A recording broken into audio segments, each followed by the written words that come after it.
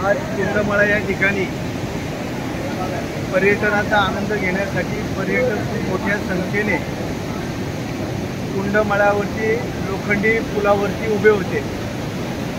Selfie photo घेण्यामध्ये ते सगळे आनंद घेत असताना दुर्दैवाने पूल त्या ठिकाणी ढासळला आणि त्या ठिकाणी खाली असलेल्या कुंडामध्ये पुलाचा साचा जाऊन त्या ठिकाणी अडकलेला आहे।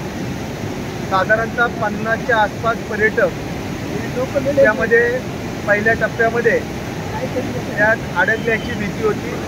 38 पर्यटकांना त्याच्यातून बाहेर काढण्यात आलेला आहे।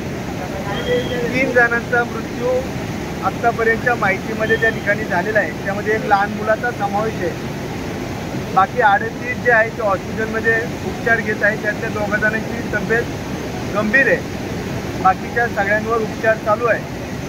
एकंदरीत हा पूल एका बाजूला डिफेन्सच्या कार्यक्षेत्रामध्ये, दुसऱ्या बाजूला ग्रामपंचायतीच्या कार्यक्षेत्रात पवना नदीवर येतो।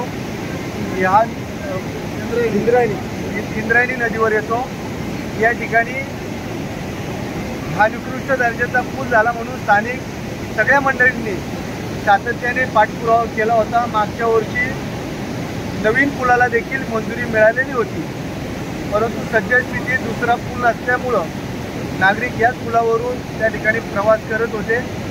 आज घडलेली घटना ही अत्यंत दुर्दैवी स्वरूपाची आहे। बाकीच्या पर्यटकांना प्रथमदर्शनी बाहेर काढणं, त्यांचा जीव वाचवणं, त्यांना हॉस्पिटलमध्ये उपचार देणं याच्यासाठी NDRF प्रशासन मोठ्या प्रमाणात या ठिकाणी प्रयत्न करत आहे। त्यांना सहकार्य करणं नागरिकांचं देखील काम आहे, अशी या ठिकाणी आमच्या सर्वांचे प्रयत्न आहे।